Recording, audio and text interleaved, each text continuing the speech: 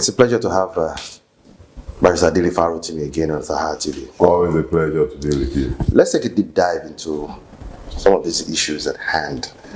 And first has to do with Afenifere.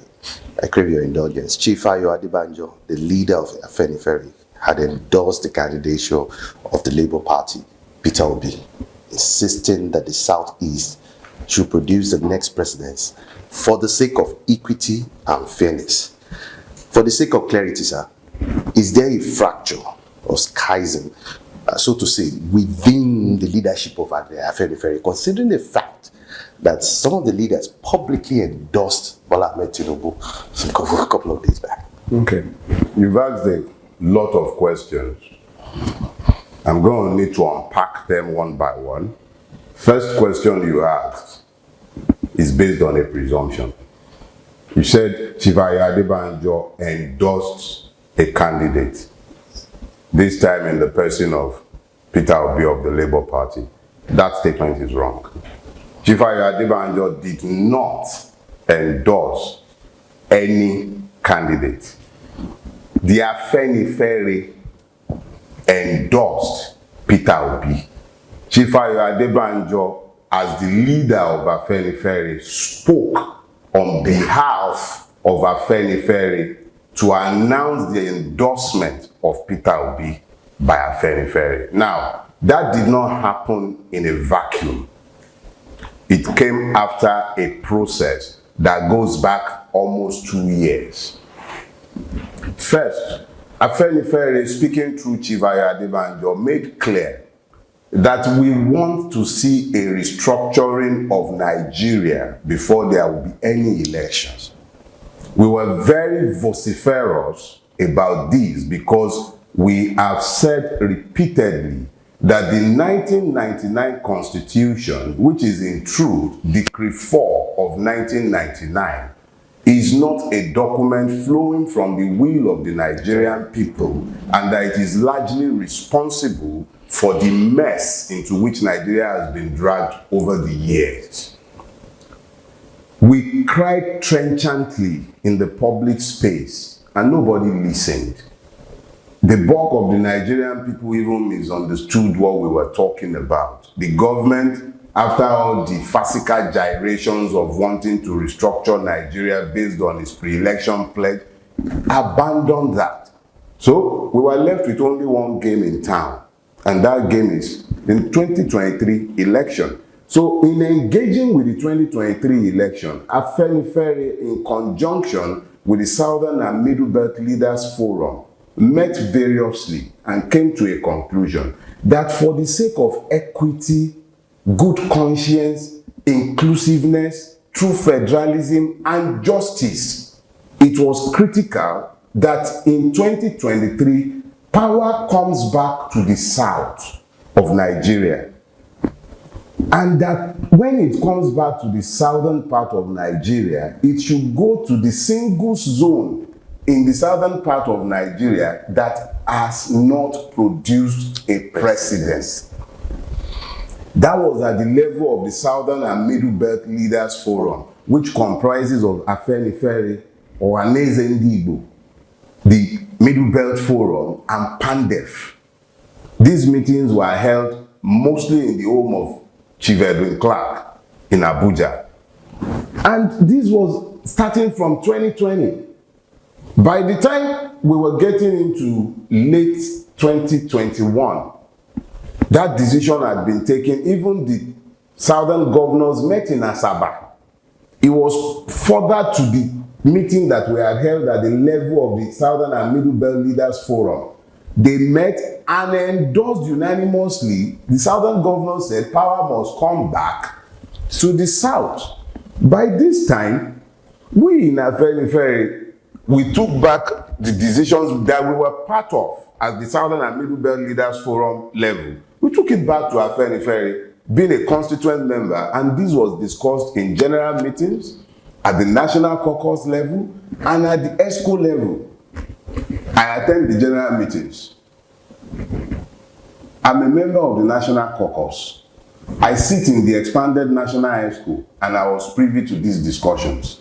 So at multiple levels, Afenifere discussed and arrived at a position based on conviction that the best thing for us as an organization, and people must be careful to understand, Afenifere has never at any point spoken for the whole of Yoruba land. There have been other voices in Yoruba land who have equally spoken.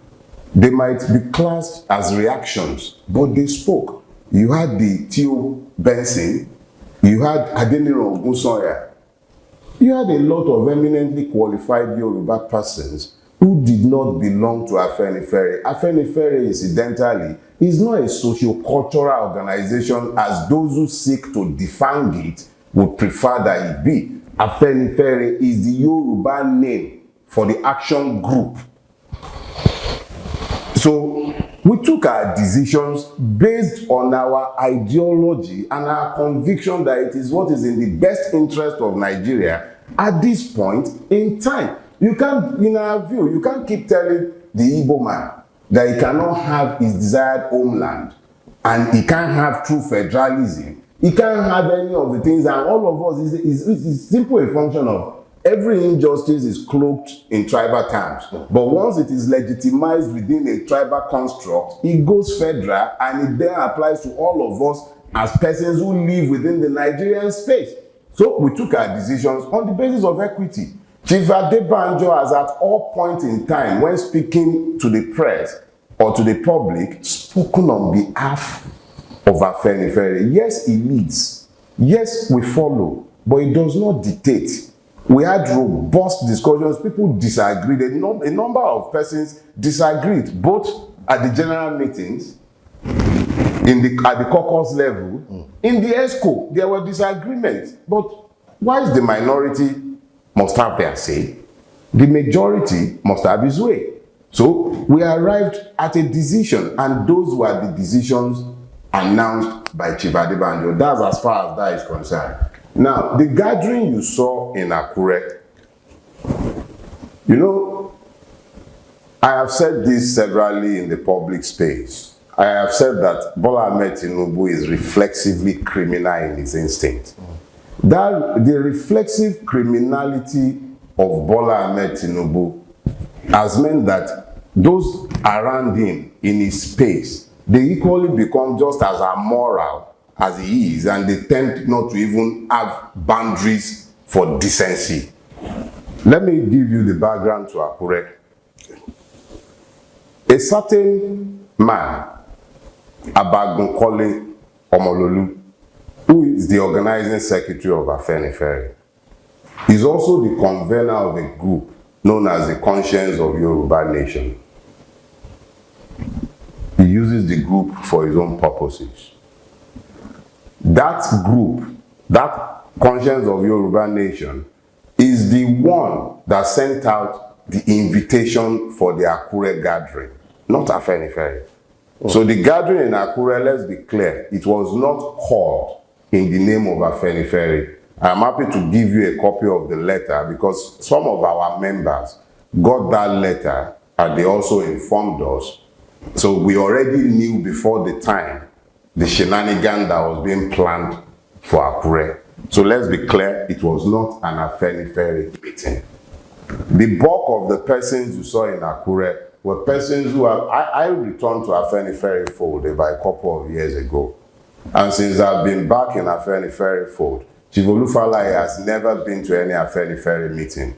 The only time I have met him in relation to Afenifere was when we went to Owo to commiserate with them after the Owo massacre, and we branched at Baba Fashoranti's house to greet Baba on getting to Akure before heading to Owo. He joined our convoy to Owo from Akure, where we went to Baba Fashoranti's house. So that is the only time he has been anywhere near Afenifere since I returned to Afenifere a couple of years back. Let's be clear. He was in the public space announcing his retirement from active politics. Afenifere is not a socio-cultural group. It's a political organization. That we don't have a political party platform from where to contest electoral position is not to mean that we have suddenly transmuted into the same as every other socio-cultural group. We are not. This is the position. There have been internal arguments concerning this, especially by professional politicians who would prefer that Afenifere becomes an all-comers group that is essentially speaking to the narrow parochial interest of the Yoruba nation. That is not the case. So, Chief Olufalaye, as far as I'm concerned, he was at a point identified very closely with Afenifere, but he is now known to me, retired by his own words in the public space. He's not a politician, he's a traditional ruler. Olu of Ilu-Abo, if my memory serves me right. That is on one side. And then you had people like Chief Dele Arubofa. He was our former Secretary General. I have never found him at a single meeting of Afenifere. I have not had the pleasure or perhaps displeasure of his company. I've never met him as a person. Never. Maybe when we were younger and we used to hang around Jibo, we used to hang around in Idebubo, maybe that's, you know, we couldn't talk in those days. So it's very possible, of course, he might have been around, but as far as I am concerned, he has not attended a single meeting of Afenifere in the last 2 years. So how such a man suddenly begins to speak on behalf of Afenifere, I do not know. But what I'll say to you is this. What you saw in Akure were APC members who followed their principal in a game of charade where they practically went to dance on the graves of Baba Fashoranti's daughter. Meanwhile, Baba Fashoranti is advanced in age. At 96, there is only so much you expect the person to be aware of. And Baba, even those who gathered in Akure, some of them were the ones who pressured him into resigning as leader because they were accusing him of senility. So for the same people to now so wickedly exploit the man for their own political end, putting cameras in front of him, splicing the videos to make up disjointed statements, purporting to remove the person that he himself appointed upon his retirement. You don't become functus officio, come back from his retirement and say that he wants to be pope. He doesn't, that he even wants to canonize me. Can he do it? He can't. He is functus officio. But they took advantage of the old man. So what I'll say to you is there is no fracture in Afenifere. Afenifere is as strong as ever. In fact, what they've done for us is to allow themselves to dance naked in the public space and sufficiently introduce themselves as the fraud that they are. The only regret that I have about the whole situation is the way they dragged the old man into their nonsense. But thankfully, as you might have seen, I believe by Thursday, Baba caused his PA to release a statement retracting the worst of the nonsense they were attributing to him. But when somebody has no shame, there is nothing they will not do. In the desperate search for power that has not been for the common good, Emilokon has been unrelenting in corrupting everything and everyone. And when there is enough agbado to spread around, you can count on the like of Abagun to be around to pick up the pieces. Let me get your reaction to the statement credited to the Director of Media and Publicity of the APC Presidential Campaign Council. That's Bayo Ononuga. He has made a statement, and in that statement he had said that Pa Adebanjo could not impose his personal preferences and opinion on Afenifere. He alleged that Adebanjo had recently converted Afenifere into a poor personal estate. Your reaction to that? See, Egbobayo Ononuga, or shall I say Onkubayo Ononuga, is probably old enough to father me. And I know he's just speaking to earn his keep. He has to say something on it. It's his master's voice. It's his master's voice. He has to say something. Is he a member of Afenifere? Does he know what we do in our coven? He doesn't have any idea of what we do there. He doesn't sit in Afenifere. His master, since 2003, has done everything that could possibly be done to destroy Afenifere, and it hasn't died. His master contrived the invasion of Afenifere's office at Jibo in 2003, his master encouraged the formation of several breakaway factions. Where are they all today? Dead. When Baba Adesanya died, his master encouraged the insurrection of Baba Farotimi, claiming leadership of Afenifere over and above Baba Farotimi. He took the same Ayade Banjo, late Baba Lani Nwajayi, to make sure that the wishes of Baba Adesanya was carried out, and Baba Farotimi became the leader. Not because of them, but in spite of them. They were vociferous against the leadership of Baba Farotimi. They were propping up Chivayo Farotimi in Oshogbo. When that failed, when Baba Farotimi died, you would have thought they would let it lie. No, they went and grabbed about Durojai, or is it or not? The man that was at NCC. They followed him to Buhari on behalf of Afenifere. That is the kind of fraudulence and shenanigans that his master has sought to drag Afenifere into.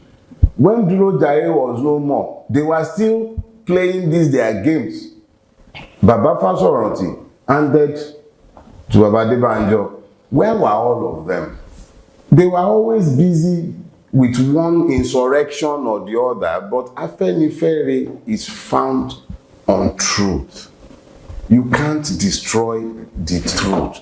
It is when you allow lies to find space within your truth that the truth might be contaminated in some way. But the truth of the matter is that Bayo Odonuga, sorry Egbon, can say anything he cares to say. The facts are in the public space sufficiently. It is not requiring of any elucidation, and no amount of farcical gyrations and releases changes that. Afenifere is Afenifere. It is led by Chivayo Adebanjo. When Chivayo Adebanjo speaks, he speaks on behalf of Afenifere. We do not always agree, but by the time we've come to a decision, everybody falls behind that decision.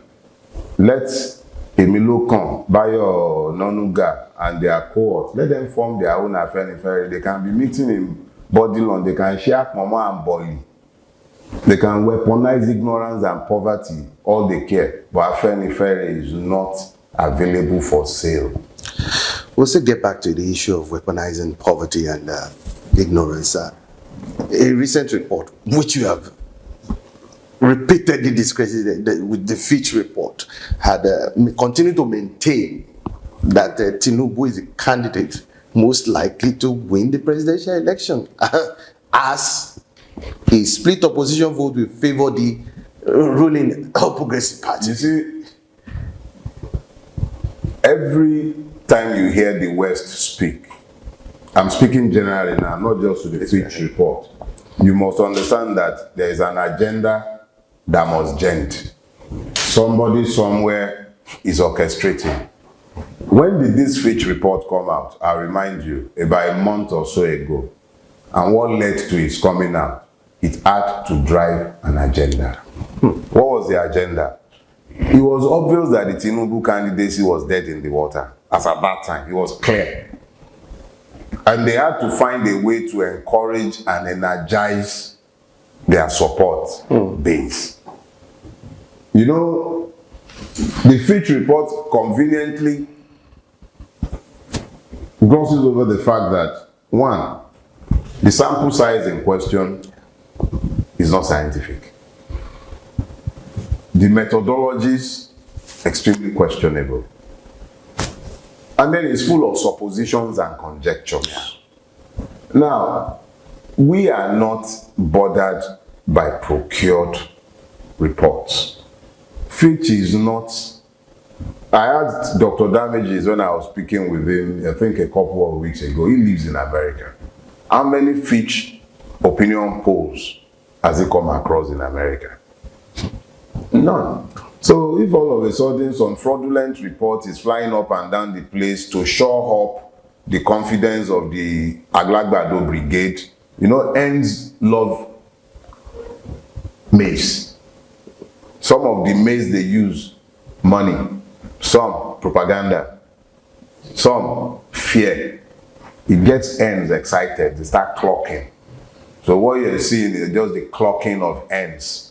Because how they even come to dismiss the mechanos to the point where they are putting a Milocon in the frame, neither of them are in the frame. If there are going to be any split votes, let me tell you who is splitting whose votes. You have an identical twin running in PDP and APC. The persons who will vote an article would easily vote an Emilocon.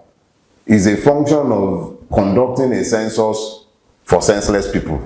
You just want to know exactly how many people are still capable of thinking like human beings in Nigeria. Because if you are still capable of thinking like a human being in Nigeria, I doubt that you will consider voting for either Bola Ahmed Tinubu or Atiku. There are several other candidates. This is not even me particularizing it to my own candidate. I'm just simply saying, when the evidences of your senses are overwhelming in pointing out to you that the path you are about to take is a ruinous one, you shouldn't require me to tell you not to take that path. The fact on the ground is that you have had 7 years of APC. It has destroyed Nigeria. I have had occasion to say this long before I joined the fray on anybody's part. That what I'm seeing before me is a country destroyed beyond repairs. What you might do is to reimagine that country and then begin to put it back together in its new form. When you are now bringing a Bola Ahmed Tinubu, who can barely stand the rigors of questions, he can't even stand the rigors of questions. He has to read from prepared text, poking his finger in his mouth, and then you bring a battery of experts to come and be answering the questions that we can obviously see that you cannot answer. So we're now talking about a presidency again, not a president. So there is a disaster waiting to succeed a disaster. Nigeria won't survive such a person. So you, on the other hand, you have a Mikano, Etiku. What value has he ever added to Nigeria beyond an entitlement of the right to rule? What value? So he has a university that came as a function of his having sat in the office of the vice president. He has been a public servant practically the totality of his life, and yet he has amassed untold wealth. What is he bringing that he hasn't brought before? He was one of those who brought this disaster in office to power. Any thinking people would not want anything to do with these two failures. They are proven failures. Every other person you might say you are taking a chance on any other person, no matter who that other person might be, amongst the raft of presidential candidates that are left in the race. But to be looking at those two and be considering them as choices in our present circumstances, 1,000 naira is exchanging for £1. And we are still talking about any one of these characters that have brought us to this place. Please now. Are we all right? In all honesty, let me just be very clear with you. I cannot, in good conscience, look at these two men and see candidates. And I can't, in good conscience, believe that we would probably have enough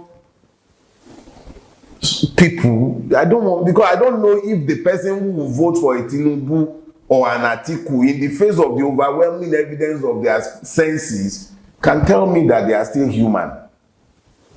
A person to pretend they stayed for 23 years, where is the hospital that even he can use? Where are the schools that any one of their children can attend? It's not just about the quality or lack of quality of the educational system. You're talking about almost a complete absence of the government within the space. For every 10 classroom spaces in Lagos State itself, the government has less than 3. We're in Lekki Phase 1. Beautiful place, quote and unquote. Superintended entirely by government. In the last 23 years, at least Tinubu has been responsible for how it has flowed. There isn't a single government school in the whole of this Lekki Phase 1 housing millions. Not one single one government school, whether primary or secondary. No presence of any health authority within this place. And this is the peak of their planning. No pipe water. As big as Lekki is, and it is the only place in the entire Lagos State, where in the entire Lekki Peninsula, where Lagos State has pipe water. It covers less than 5% of the homes inside this estate. And then we're talking about promoting such a person to the presidency, and I'm supposed to take it. No, as far as I'm concerned, Nigerians have every right, just as I do, to vote for who I care. But I don't usually agree with Pastor Oyedepo. But there was something he said about the election result giving us the number of mad people we have in Nigeria. I don't believe those are mad people. I believe it will be telling me just how many people remain in Nigeria capable of using their brain to come to logical conclusions. That's all I would say. Exactly. Earlier on, you actually mentioned, made the statement that these individuals have weaponized ignorance and poverty. Yeah. And one of the concerns that most of these people also have is the fact that one, people like Omoyele Sowore, Peter Obi, does not have this structure, does like these heavyweights or behemoths. And how will they be able to galvanize enough support to get rid of this? You see, when I hear people talking about a particular candidate not having structure, the first thing it does to me is it brings home to me the extent of work that we still have to do before the people might be freed. That's the first thing, because when the people are completely unaware of the powers invested in them that they do possess, what happens is that over time they give up those powers in more and more quantity until they might be left completely devoid of power. And that is where we are heading and tilting towards. And I think it's don't you think we've actually gotten there? Not quite. And I'll say why I say not quite. Hope tends to provoke rebellion. If the people are hopeless, they are easy to suppress. When they find hope in one form or the other, they become that much more difficult to put down. The only reason we're having these discussions around Nigeria and the political process appears to be somewhat charged is because hope has been provoked. Whether that hope is substantive or not is another ballgame entirely. And I believe that to a very large extent that is also going to be a function of how we, who calls ourselves conscious, manage to nurture that hope to the point where it is possible to stoke a demand for change. Now, when you speak about structure, in Nigerian parlance, you're talking about money. You're talking about the capacity to move the forces of coercion. You're talking to a very large extent about the capacity to induce the judiciary, which is easily malleable, to do your will. Those are the things they generally refer to as structure. But I believe, and I'm of the firm opinion, that whilst Nigeria has to pretend to be a democracy, the most important structure in a democracy remains the people. It is that knowledge that led the like of us to be demanding that the people should register to vote when we started canvassing and begging them to go and register to vote. Remember that I had spoken vociferously over the past 2 years to the disconnection between the Nigerian people and the electoral process. So there was a concerted effort, not just by me, by several persons.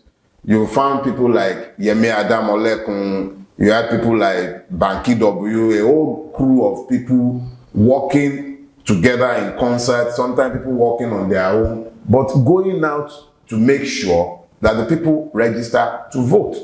And then as God would have it, even though the thinking of the political establishment was that we were going to have a choice between the Siamese twins of Atiku and Tinubu, all of a sudden, there is a third candidate exciting the electorate.